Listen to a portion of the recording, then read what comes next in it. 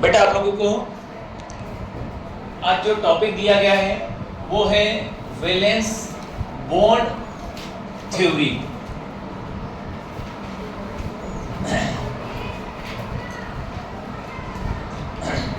आपका जो टॉपिक है आज का उसका नाम है वैलेंस बॉन्ड थ्योरी। अब ये थ्योरी क्यों दी गई, उसके पीछे कारण क्या था? तो जब लोगों ने कुछ प्रश्नों के उत्तर मांगे, उत्तर कैसे प्रश्न के मांगे कि अगर दोनों एटम सेम हैं, मतलब दोनों पे चार्ज कैसा है? सेम। कैसे? तो अगर H है, इस पर भी प्लस है, दूसरे H पर भी क्या आपका प्लस। तो जब सेम चार्ज है तो सेम चार्ज या सेम प्रॉपर्टी के एटमों या आयनों के बीच में बॉन्ड फॉर्मेशन होगा कैसे? भैया ये दोनों तो पास में आ ही नहीं सकते, और जब तक पास में नहीं आएंगे तब तक बॉन्ड फॉर्मेशन होने वाली नहीं है। तो सेम प्रॉपर्टी के एलिमेंट या एटमों में बॉन्ड कैसे बनता है, इस प्रश्न का उत्तर देने के लिए 1927 में 1927 में सबसे पहले हिटलर और उसके जो मित्र थे लंदन, इन दोनों ने मिलकर के एक थ्योरी बनाई जिसका नाम दिया वैलेंस बॉन्ड थ्योरी। और इस थ्योरी को बाद में कुछ वर्षों बाद डेवलप किया गया। डेवलप किसने किया? तो पॉलिंग और स्लेटर ने। किसने करा? पॉलिंग और स्लेटर ने। पॉलिंग और स्लेटर ने इसको बाद में डेवलप करा 1931 में। कब करा इसको? 1931। समझे आप सभी? इन्होंने इस थ्योरी को समझाने के लिए हाइड्रोजन का एग्जांपल लिया। किसको उदाहरण लिया? हाइड्रोजन का। हाइड्रोजन के मॉलिक्यूल में हाइड्रोजन के एटम आपस में बॉन्ड कैसे बनाते हैं, वो बॉन्ड फॉर्मेशन कैसे होती है, तो इस थ्योरी को समझाने के लिए उन्होंने उदाहरण लिया हाइड्रोजन एटम का। ठीक है, इस थ्योरी के कुछ बिंदु थे जो आप लोगों ने लिखे हुए हैं। सबसे पहली बात, वैलेंस जो है covalent bond. Covalent bond formation इनके अनुसार उन्हीं एटम में हो सकती है जिनके पास आउटर मोस्ट सेल के अंदर जो ऑर्बिटल हैं उसमें कम से कम एक अनपेयर्ड इलेक्ट्रॉन हो। जब तक ऑर्बिटल के पास अनपेयर्ड इलेक्ट्रॉन नहीं होगा तो बॉन्ड फॉर्मेशन नहीं हो सकती। तो जिन एटमों को बॉन्ड बनाना है उसकी पहली टर्म और कंडीशन ये होती है कि उनके पास चाहिए कम से कम एक अनपेयर्ड इलेक्ट्रॉन। कम से कम एक अनपेयर्ड इलेक्ट्रॉन उनके पास चाहिए, और जिनके पास अनपेयर्ड इलेक्ट्रॉन नहीं होंगे उनके बीच में बॉन्ड फॉर्मेशन नहीं होती। समझे आप सभी? हमने उदाहरण लिया हाइड्रोजन का। हाइड्रोजन का एटॉमिक नंबर क्या होता है? 1। तो इसका कॉन्फ़िगरेशन हो जाएगा 1s1। मतलब इस हाइड्रोजन के s ऑर्बिटल में सिंगल इलेक्ट्रॉन है। सिंगल है मतलब वो कैसा है? अनपेयर्ड। सिंगल है मतलब अनपेयर्ड है। ठीक है, दूसरा एटम जो इससे जुड़ेगा वो भी हाइड्रोजन ही रहेगा, उसके पास भी एटॉमिक नंबर कितना रहेगा? 1। उसका कॉन्फ़िगरेशन क्या हो जाएगा? 1s1। Outer most shell 1s है, उसके पास एक इलेक्ट्रॉन दिख रहा है अपने को। तो जिनके पास इस प्रकार के इलेक्ट्रॉन होंगे वही बॉन्ड बना सकते हैं। अब इनको बॉन्ड बनाना है तो ये रहा पहला हाइड्रोजन का एटम, इसका ये न्यूक्लियस ले लिया आप लोगों ने, और ये है इलेक्ट्रॉन 1s ऑर्बिटल में। इसी प्रकार से दूसरा एटम है, इसका भी ये न्यूक्लियस हो गया और ये इलेक्ट्रॉन हो गया यहाँ पर। अब क्या होगा? जब दो एटम जिनको बॉन्ड बनाना है वो बॉन्ड बनाने के लिए करते क्या है, तो एक का इलेक्ट्रॉन क्लाउड या इलेक्ट्रॉन से भरा हुआ ऑर्बिटल पहले वाले एटम के न्यूक्लियस को अपनी तरफ अट्रैक्ट करेगा। इलेक्ट्रॉन और न्यूक्लियस के बीच में क्या होगा? यहाँ पे अट्रैक्शन। इसी प्रकार से पहले वाले ऑर्बिटल का इलेक्ट्रॉन दूसरे वाले के न्यूक्लियस को अपनी तरफ करेगा, अट्रैक्ट। इस अट्रैक्शन के कारण दोनों एटम पास में आएंगे। दोनों एटम कहां आएंगे? पास में। ये पास में आ गए दोनों एटम। जैसे ही दोनों एटम पास में आते हैं तो इलेक्ट्रॉनों से भरे हुए ऑर्बिटल, इलेक्ट्रॉनों से भरे हुए ऑर्बिटल, यहां पर ऑर्बिटल है 1s पहले के पास में भी और 1s है दूसरे के पास में भी। आप ये जानते हैं कि s ऑर्बिटल स्फेरिकल होता है। कैसा होता है? स्फेरिकल। तो जिन ऑर्बिटलों में इलेक्ट्रॉन हैं, जैसे ही इस अट्रैक्शन के कारण दोनों एटम पास में आएंगे तो पास में आने पर इलेक्ट्रॉनों से भरे हुए ऑर्बिटल, ये है 1s और ये भी क्या आपका 1s, इलेक्ट्रॉन से भरे हुए ऑर्बिटल आपस में करेंगे ओवरलैपिंग, आपस में क्या करेंगे ओवरलैपिंग, ये दोनों आपस में ओवरलैप हो जाएंगे इस प्रकार से, क्या हो जाएंगे आपस में ओवरलैपिंग हो जाएगा, ठीक है। अब ये ओवरलैपिंग कब तक चलती रहेगी, ये ओवरलैपिंग तब तक चलती रहेगी जब तक अट्रैक्टिव फोर्स, कौन सा फोर्स, अट्रैक्टिव, जो इलेक्ट्रॉन और न्यूक्लियस के बीच में लग रहा है, और वही जब न्यूक्लियस पास में आ जाएंगे तो ये भी पॉजिटिव है और ये भी क्या है पॉजिटिव, तो इनके बीच में क्या लगेगा रिपल्सिव फोर्स, क्या लगेगा रिपल्सिव फोर्स।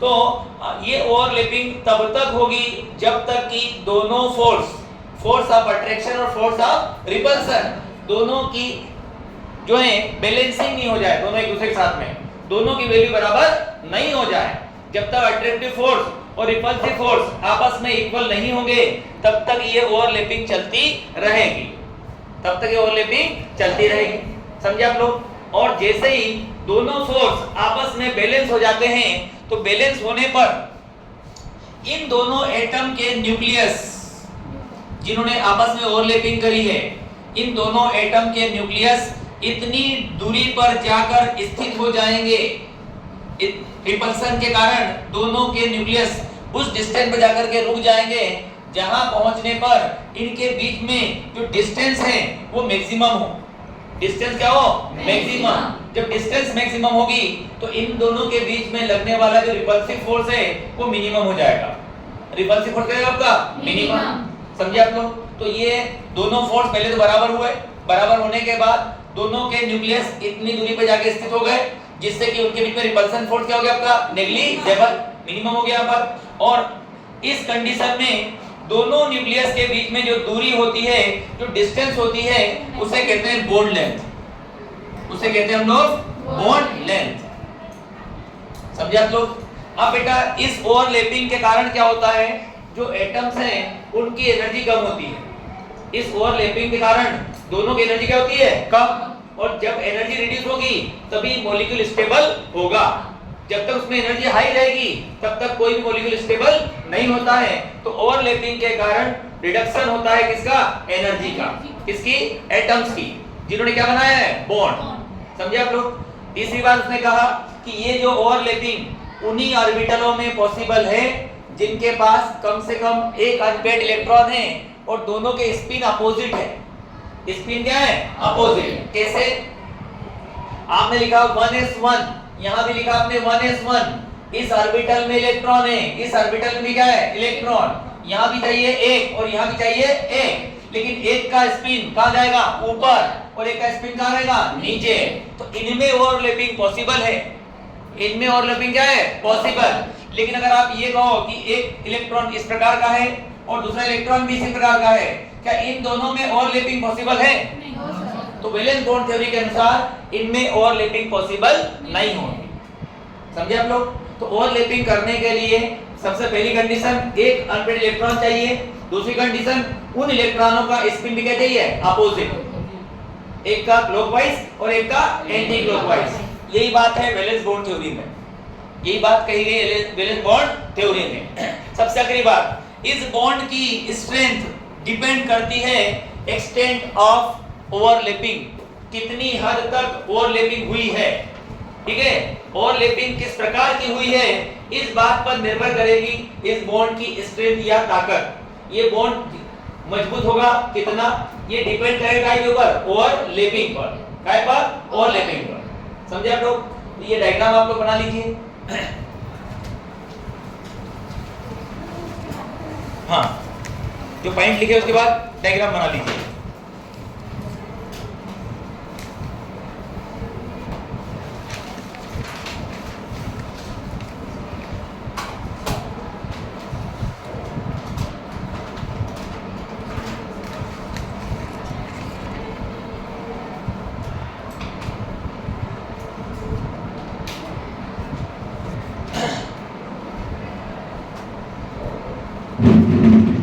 बनने वाले बॉन्ड की स्ट्रेंथ, बॉन्ड स्ट्रेंथ का जो ऑर्डर है वो ओवरलैपिंग पर डिपेंड करेगा, पीपी ओवरलैपिंग, फिर आएगा sp ओवरलैपिंग और सबसे आखिरी में आएगा ss overlapping. pp overlapping, sp overlapping और सबसे लास्ट में क्या आएगा आपका ss ओवरलैपिंग।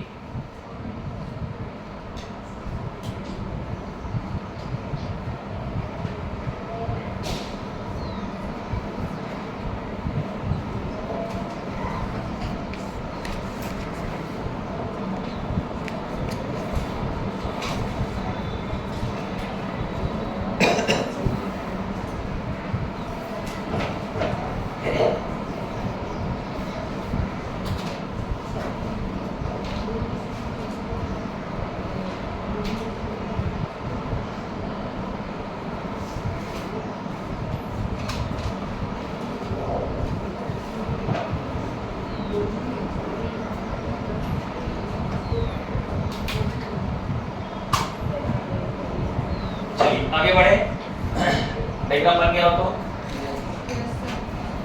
आगे लिखो types of overlapping. Types of overlapping, types of overlapping, overlapping के प्रकार। टाइप्स ऑफ ओवरलैपिंग, ओवरलैपिंग के प्रकार।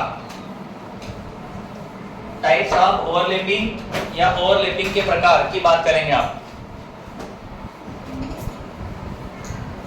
नंबर 1 पहला आएगा sp overlapping, sorry ss overlapping.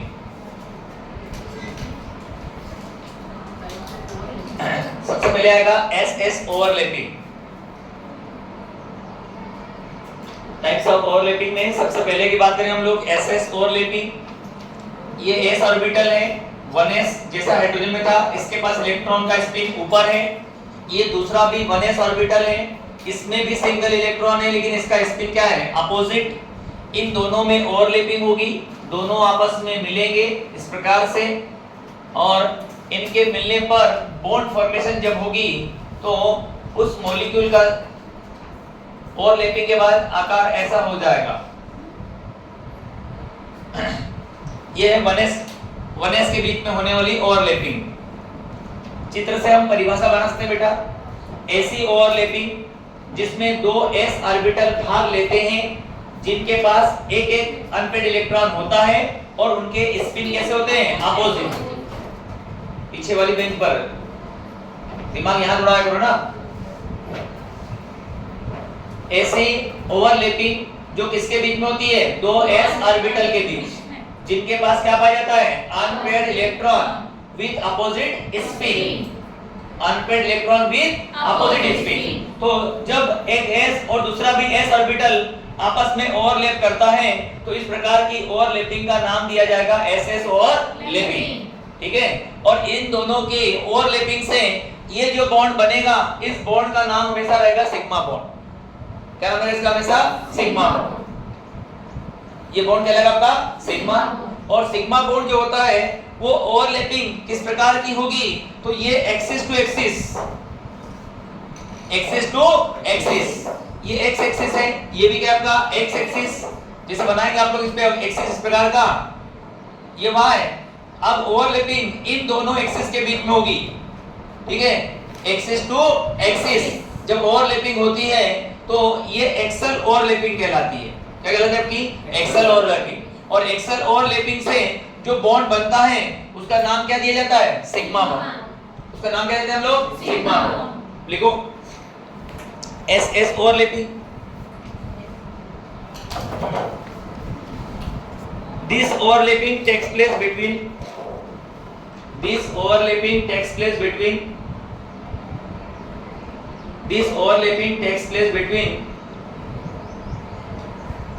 two s orbitals, two s orbitals,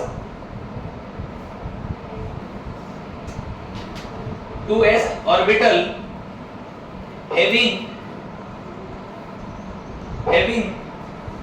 having unpaired electron with opposite spins, having unpaired electron with opposite spins,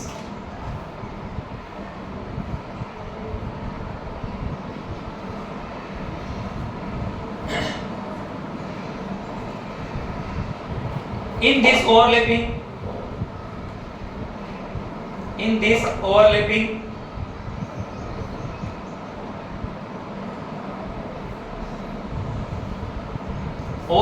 takes place, overlapping comma लगा के फिर लिखना, overlapping takes place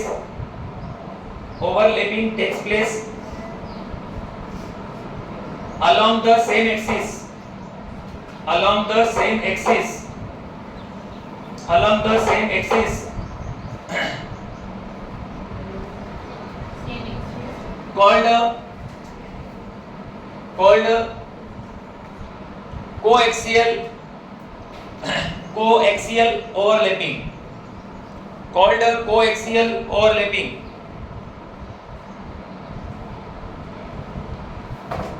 called coaxial overlapping. And the bond formed is called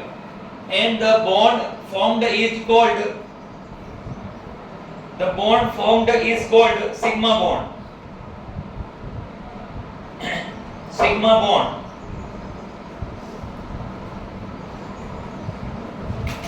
sigma bond की परिभाषा यदि आपसे कोई पूछता है तो आप यहां से देख के बोल सकते हैं कोएक्सियल ओवरलैपिंग के द्वारा बनने वाला बॉन्ड क्या कहलाएगा आपका सिग्मा बॉन्ड. कोएक्सियल ओवरलैपिंग के द्वारा बनने वाला बॉन्ड क्या कहलाएगा सिग्मा बॉन्ड. और सिग्मा बॉन्ड किसके बीच में बनता है एस ओवरलैपिंग के द्वारा, एस ओवरलैपिंग के द्वारा. और इस प्रकार की ओवरलैपिंग केवल एक ही मॉलिक्यूल में संभव है और वो मॉलिक्यूल है बेटा हाइड्रोजन. वो मॉलिक्यूल कौन है आपका हाइड्रोजन. एग्जांपल लिखो हाइड्रोजन. एग्जांपल में लिखेंगे आप लोग hydrogen.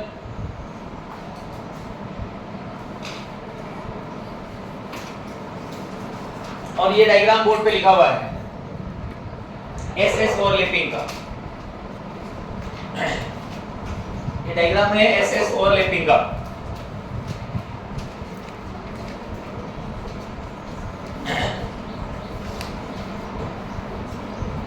S overlapping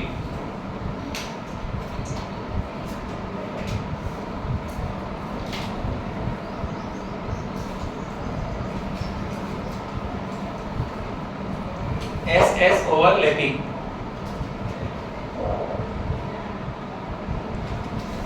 next one SP overlapping. SP परिभाषा बनाओ. एसपी ओवरलैपिंग की परिभाषा बनाई है. किसके बीच में होगी ओवरलैपिंग? वन एस ऑर्बिटल और वन पी ऑर्बिटल. जब एक एस ऑर्बिटल और एक पी ऑर्बिटल के बीच में ओवरलैपिंग होती है तो उसका नाम दिया जाता है एसपी ओवरलैपिंग. लिखो this overlapping takes place between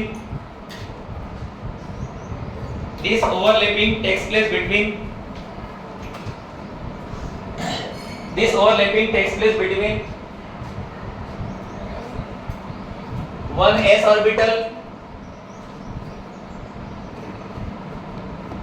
and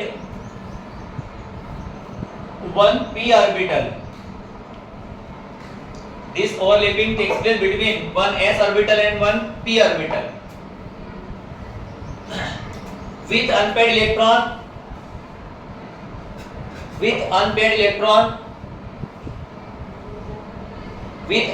electron of opposite spin.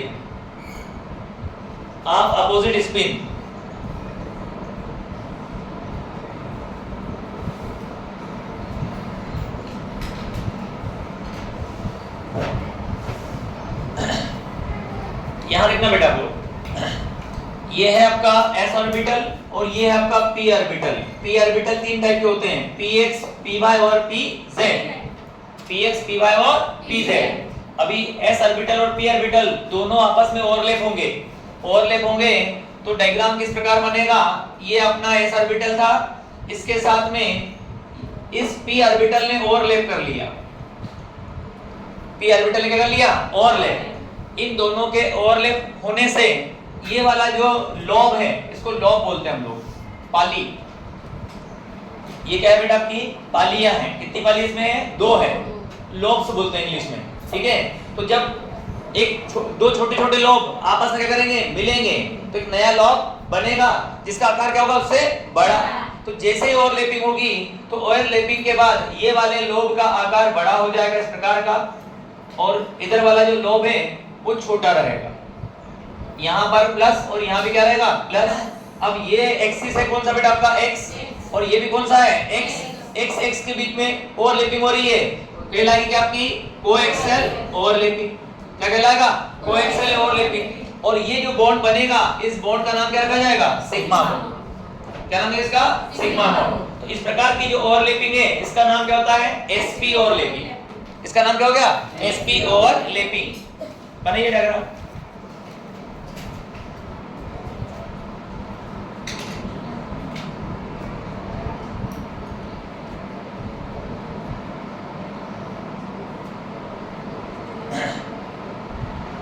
HCl, HF, H2O और NH3 इन सब में जो ओवरलैपिंग होती है वो होती है बेटा आपकी sp।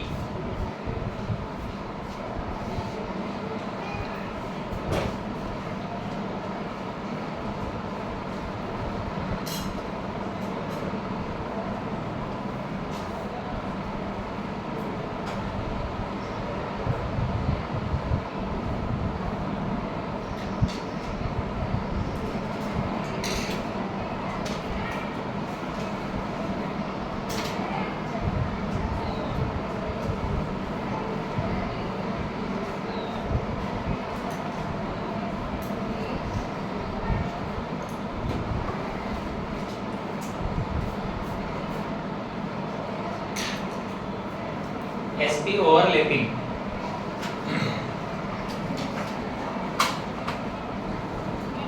आ जाइए। हैप्पी बर्थडे बेटा। चाकू निकाल ले आया।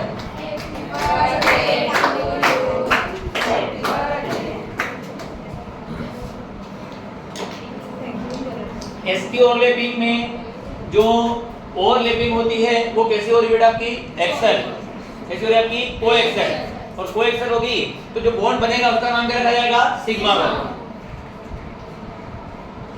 और इस प्रकार की ओवरलैपिंग कहां देखने को मिलेगी आपको HCl, HF, H2O और NH3 में।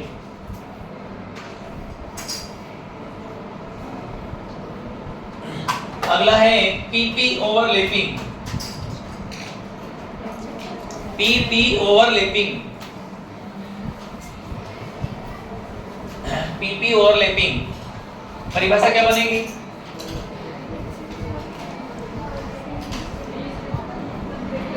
जो ओवरलैपिंग किसके बीच में होती है दो p ऑर्बिटल। लिखो बनाओ परिभाषा अपने आप। जो ओवरलैपिंग दो p ऑर्बिटल के बीच में होती है